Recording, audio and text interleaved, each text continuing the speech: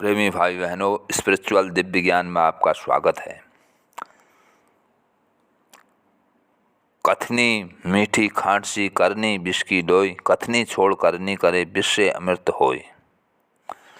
जो इन कथाओं को सुन के अपने जीवन में अपनाते हैं तो उनका जीवन भगवान की कृपा से सफल होता है। इसलिए हे मेरे प्यारे भाई बहनों, आप लोग कथा सुन के उसको अपने जीवन में भी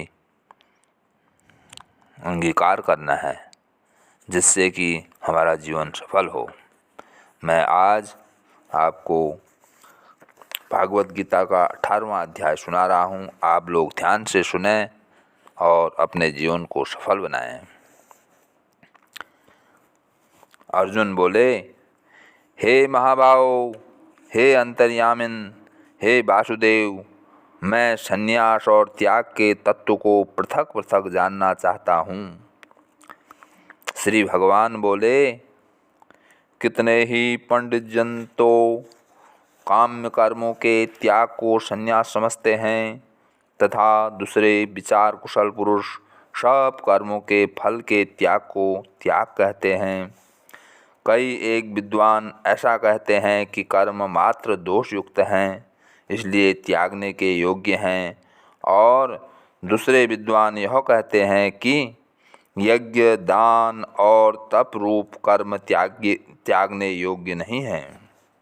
हे पुरुष श्रेष्ठ अर्जुन, संन्यास और त्याग, इन दोनों में से पहले त्याग के विषय में तू मेरा निश्चय सुन, क्योंकि त्याग सात्विक, राजस और तामस भेद से 3 प्रकार का कहा गया है। यज्ञ, दान और तप रूप कर्म त्याग करने के योग्य नहीं हैं, बल्कि वह तो अवश्य कर्तव्य हैं, क्योंकि यज्ञ, दान और तप ये तीनों ही कर्म बुद्धिमान पुरुषों को पवित्र करने वाले हैं। इसलिए हे पार्थ, इन यज्ञ, दान और तप रूप कर्मों को तथा और भी संपूर्ण कर्तव्य कर्मों को आसक्ति और फलों का त्याग करके अवश्य करना चाहिए। यह मेरा निश्चय किया हुआ उत्तम मत है। निषिद्ध और काम्य कर्मों का तो स्वरूप से त्याग करना उचित ही है, परंतु नियत कर्म का स्वरूप से त्याग करना उचित नहीं है। इसलिए मोह के कारण उसका त्याग कर देना तामस त्याग कहा गया है। जो कुछ कर्म है वह सब दुख रूप ही है, ऐसा समझकर यदि कोई शारीरिक क्लेश के भय से कर्तव्य कर्मों का त्याग कर दे तो वह ऐसा राजस त्याग करके त्याग के फल को किसी प्रकार भी नहीं पाता। हे अर्जुन, जो शास्त्र विहित कर्म करना कर्तव्य है, इसी भाव से आसक्ति और फल का त्याग करके किया जाता है, वही सात्विक त्याग माना गया है। जो मनुष्य अकुशल कर्म से तो द्वेष नहीं करता और कुशल कर्म में आसक्त नहीं होता, वह शुद्ध सत्व गुणों से युक्त पुरुष संशय रहित, बुद्धिमान और सच्चा त्यागी है। क्योंकि शरीरधारी किसी भी मनुष्य के द्वारा संपूर्णता से सब कर्मों का त्याग किया जाना शक्य नहीं है। इसलिए जो कर्मफल का त्यागी है वही त्यागी है, यह कहा जाता है। कर्मफल का त्याग न करने वाले मनुष्यों के कर्मों का तो अच्छा, बुरा और मिला हुआ ऐसे 3 प्रकार का फल मरने के पश्चात अवश्य होता है, किंतु कर्मफल का त्याग कर देने वाले मनुष्यों के कर्मों का फल किसी काल में भी नहीं होता।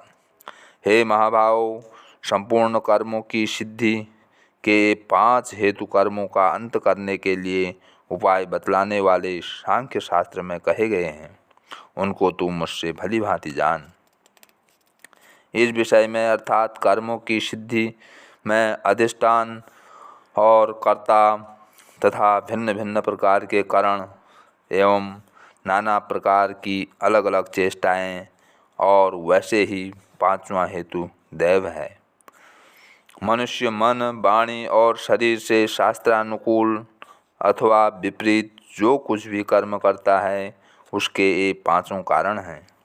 परंतु ऐसा होने पर भी जो मनुष्य अशुद्ध बुद्धि होने के कारण उन विषय में यानी कर्मों के होने में केवल शुद्ध स्वरूप आत्मा को कर्ता समझता है, वह मलिन बुद्धि वाला अज्ञानी यथार्थ नहीं समझता।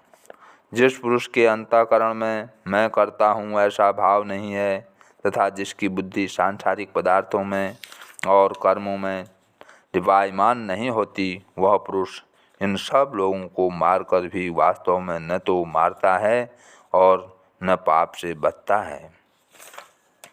ज्ञाता, ज्ञान और ज्ञेय ये तीन प्रकार की कर्म प्रेरणा है और कर्ता, करण तथा क्रिया ये तीन प्रकार का कर्म संग्रह है। गुणों की संख्या करने वाले शास्त्र में ज्ञान और कर्म तथा कर्ता गुणों के भेद से तीन तीन प्रकार के कहे गए हैं। उनको भी तू मुझसे भली भांति सुन। जिस ज्ञान से मनुष्य पृथक पृथक सब भूतों में एक अविनाशी परमात्मा भाव को विभाग रहित समभाव से स्थित देखता है, उस ज्ञान को तू सात्विक जान। किंतु जो ज्ञान अर्थात जिस ज्ञान के द्वारा मनुष्य संपूर्ण भूतों में भिन्न भिन्न प्रकार के नाना भावों को अलग अलग जानता है, उस ज्ञान को तू राजस जान। परंतु जो ज्ञान एक कर्तव्य कार्य रूप शरीर में ही संपूर्ण के सदृश आसक्त है तथा जो बिना युक्ति वाला तात्विक अर्थ से रहित और तुच्छ है, वह तामस कहा गया है। जो कर्म शास्त्र विधि से नियत किया हुआ और कर्तापन के अभिमान से रहित हो तथा फल न चाहने वाले पुरुष द्वारा बिना राग द्वेष के किया गया हो, वह सात्विक कहा जाता है। परंतु जो कर्म बहुत परिश्रम से युक्त होता है तथा भोगों को चाहने वाले पुरुष द्वारा या अहंकार युक्त पुरुष द्वारा किया जाता है, वह कर्म राजस कहा गया है। जो कर्म परिणाम, हानि, हिंसा और सामर्थ्य को न विचार कर केवल अज्ञान से प्रारंभ किया जाता है, वह तामस कहा जाता है। जो कर्ता संग रहित अहंकार के वचन न बोलने वाला, धैर्य और उत्साह से युक्त तथा कार्य के सिद्ध होने और न होने में हर्ष शोकादि विकारों से रहित है, वह सात्विक कहा जाता है। जो कर्ता आसक्ति से युक्त, कर्मों के फल को चाहने वाला और लोभी है तथा दूसरों को कष्ट देने स्वभाव वाला, अशुद्धाचारी और हर्ष शोक से लिप्त है, वह राजस कहा गया है। जो कर्ता अयुक्त, शिक्षा से रहित, घमंडी, धूर्त और दूसरों की जीविका का नाश करने वाला तथा शोक करने वाला, आलसी और दीर्घसूत्री है, वह तामस कहा जाता है। हे धनंजय, अब तू बुद्धि का और धृति का भी गुणों के अनुसार तीन प्रकार का भेद मेरे द्वारा संपूर्णता से विभाग पूर्वक कहा जाने वाला सुन। हे पार्थ, जो बुद्धि प्रवृत्ति मार्ग और निवृत्ति मार्ग को, कर्तव्य और अकर्तव्य को, भय और अभय को तथा बंधन और मोक्ष को यथार्थ जानती है, वह बुद्धि सात्विकी है। हे पार्थ, मनुष्य जिस बुद्धि के द्वारा धर्म और अधर्म को तथा कर्तव्य और अकर्तव्य को भी यथार्थ नहीं जानता, वह बुद्धि राजसी है। हे अर्जुन, जो तमोगुणों से घिरी हुई बुद्धि अधर्म को ही यह धर्म है ऐसा मान लेती है तथा इसी प्रकार अन्य संपूर्ण पदार्थों को भी विपरीत मान लेती है, वह बुद्धि तामसी है। हे पार्थ, जिस अव्यभिचारिणी धारण शक्ति से मनुष्य ध्यान योग के द्वारा मन, प्राण और इंद्रियों की क्रियाओं को धारण करता है, वह धृति सात्विकी है। परंतु हे पृथापुत्र अर्जुन, फल की इच्छा मनुष्य जिस धारण शक्ति के द्वारा अत्यंत आसक्ति से धर्म, अर्थ और कामों को धारण करता है, वह धारण शक्ति राजसी है। हे पार्थ, दुष्ट बुद्धि वाला मनुष्य जिस धारण शक्ति के द्वारा निद्रा, भय, चिंता और दुख को तथा उन्मत्तता को भी नहीं छोड़ता अर्थात धारण किए रहता है, वह धारण शक्ति तामसी है। हे भरत श्रेष्ठ, अब तीन प्रकार के सुख को भी तू मुझसे सुन। जिस सुख में साधक मनुष्य भजन, ध्यान और सेवादि के अभ्यास से रमण करता है और जिससे दुखों के अंत को प्राप्त हो जाता है।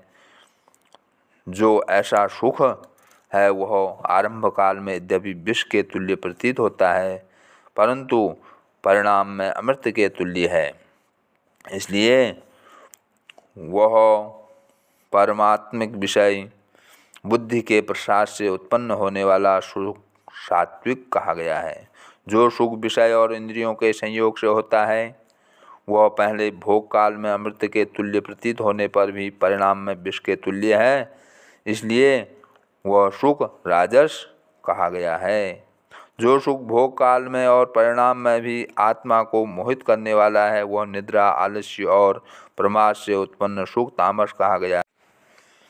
पृथ्वी में या आकाश में अथवा देवताओं में तथा इनके सिवा और कहीं भी ऐसा कोई भी सत्व नहीं है जो प्रकृति से उत्पन्न इन तीनों गुणों से रहित हो। हे परम तप, ब्राह्मण, क्षत्रिय और वैश्यों के तथा शूद्रों के कर्म स्वभाव से उत्पन्न गुणों द्वारा विभक्त किए गए हैं। अतः अंतःकरण का निग्रह करना, इंद्रियों का दमन करना, धर्म पालन के लिए कष्ट सहना, बाहर भीतर से शुद्ध रहना, दूसरों के अपराध को क्षमा करना, मन, इंद्रिय और शरीर को सरल रखना, वेद शास्त्र, ईश्वर और परलोक आदि में श्रद्धा रखना, वेद शास्त्रों का अध्यापन करना और परमात्मा के तत्व का अनुभव करना, ये सब के सब ही ब्राह्मण के स्वाभाविक कर्म हैं। शूरवीरता, तेज, धैर्य, चतुरता और युद्ध में न भागना, दान देना और स्वाभिमान, ये सब के सब ही क्षत्रिय के स्वाभाविक कर्म हैं। खेती, गोपालन और क्रय विक्रय रूप सत्य व्यवहार ये वैश्य के स्वाभाविक कर्म हैं तथा सब वर्णों की सेवा करना शूद्र का ही स्वाभाविक कर्म है। अपने अपने स्वाभाविक कर्मों में तत्परता से लगा हुआ मनुष्य भगवत प्राप्ति रूप परम सिद्धि को प्राप्त हो जाता है। अपने स्वाभाविक कर्म में लगा हुआ मनुष्य जिस प्रकार से कर्म करके परम सिद्धि को प्राप्त होता है उस विधि को तो सुन। जिस परमेश्वर से संपूर्ण प्राणियों की उत्पत्ति हुई और जिससे यह समस्त जगत व्याप्त है, उस परमेश्वर की अपने स्वाभाविक कर्मों द्वारा पूजा करके मनुष्य परम सिद्धि को प्राप्त हो जाता है। अच्छी प्रकार आचरण किए हुए दूसरों के धर्म से गुण रहित भी अपना धर्म श्रेष्ठ है, क्योंकि स्वभाव से नियत किए हुए स्वधर्म रूप कर्म को करता हुआ मनुष्य पाप को प्राप्त नहीं होता। अतः ये है कुंती पुत्र, दोष युक्त होने पर भी सहज कर्म को नहीं त्यागना चाहिए, क्योंकि धुएं से अग्नि की भांति सभी कर्म किसी न किसी दोष से युक्त हैं। सर्वत्र आसक्ति रहित, बुद्धि वाला, स्पृहा रहित और जीते हुए अंतःकरण वाला पुरुष सांख्य योग के द्वारा उस परम नैष्कर्म्य सिद्ध को प्राप्त होता है जो कि ज्ञान योग की परानिष्ठा है। उस नैष्कर्म्य सिद्धि को जिस प्रकार से प्राप्त होकर मनुष्य ब्रह्मा को प्राप्त होता है उस प्रकार को हे कुंती पुत्र तू संक्षेप में मुझसे समझ। विशुद्ध बुद्धि से युक्त तथा हल्का, सात्विक और नियमित भोजन करने वाला, शब्दादि विषयों का त्याग करके एकांत और शुद्ध देश का सेवन करने वाला, सात्विक धारण शक्ति के द्वारा अंतःकरण और इंद्रियों का संयम करके मन, वाणी और शरीर को वश में कर लेने वाला, राग द्वेष को सर्वदा नष्ट करके भली भांति दृढ़ वैरागी का आश्रय लेने वाला तथा अहंकार, बल, घमंड, काम, क्रोध और परिग्रह का त्याग करके निरंतर ध्यान योग के परायण रहने वाला, ममता रहित और शांति युक्त पुरुष सच्चिदानंद घन ब्रह्मा में अभिन्न भाव से स्थित होने का पात्र होता है। फिर वह सच्चिदानंद घन ब्रह्मा में एक ही भाव से स्थित प्रसन्न मन वाला योगी न तो किसी के लिए शोक करता है और न किसी की आकांक्षा करता है, ऐसा समस्त प्राणियों में संभाव वाला योगी मेरी पराभक्ति को प्राप्त हो जाता है। उस पराभक्ति के द्वारा वह मुझ परमात्मा को मैं जो हूँ और जितना हूँ ठीक वैसा का वैसा तत्व से जान लेता है तथा उस भक्ति से मुझको तत्व से जानकर तत्काल ही मुझ में प्रविष्ट हो जाता है। मेरे प्राण हुआ कर्मयोगी तो संपूर्ण कर्मों को सदा करता हुआ भी मेरी कृपा से सनातन अविनाशी परम पद को प्राप्त हो जाता है। सब कर्मों को मन से मुझ में अर्पण करके तथा समबुद्धि रूप योग को अवलंबन करके मेरे प्राण और निरंतर मुझ में चित्त वाला हो उपयुक्त प्रकार से मुझ में चित वाला होकर तू मेरी कृपा से समस्त संकटों को अनायास ही पार कर जाएगा। और यदि अहंकार के कारण मेरे वचनों को न सुनेगा तो नष्ट हो जाएगा, अर्थात परमार्थ से भ्रष्ट हो जाएगा। जो तू अहंकार का आश्रय लेकर यह मान रहा है कि मैं युद्ध नहीं करूँगा, तो तेरा यह निश्चय मिथ्या है, क्योंकि तेरा स्वभाव तुझे जबरदस्ती युद्ध में लगा देगा। हे कुंती पुत्र, जिस कर्म को तू मोह के कारण करना नहीं चाहता, उसको भी अपने पूर्वकृत स्वाभाविक कर्म से बधा हुआ परवश होकर करेगा। हे अर्जुन, शरीर रूप यंत्र में आरूढ़ हुए संपूर्ण प्राणियों को अंतर्यामी परमेश्वर अपनी माया से उनके कर्मों के अनुसार भ्रमण कराता हुआ सब प्राणियों के हृदय में स्थित है। हे भारत, तू सब प्रकार से उस परमेश्वर की ही शरण में जा। उस परमात्मा की कृपा से ही तू परम शांति को तथा सनातन परम धाम को प्राप्त होगा। इस प्रकार यह गोपनीय से भी अति गोपनीय ज्ञान मैंने तुझसे कह दिया।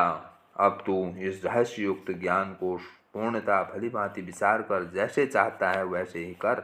संपूर्ण गोपनीयों से अति गोपनीय मेरे परम रहस्य युक्त वचन को तू फिर भी सुन।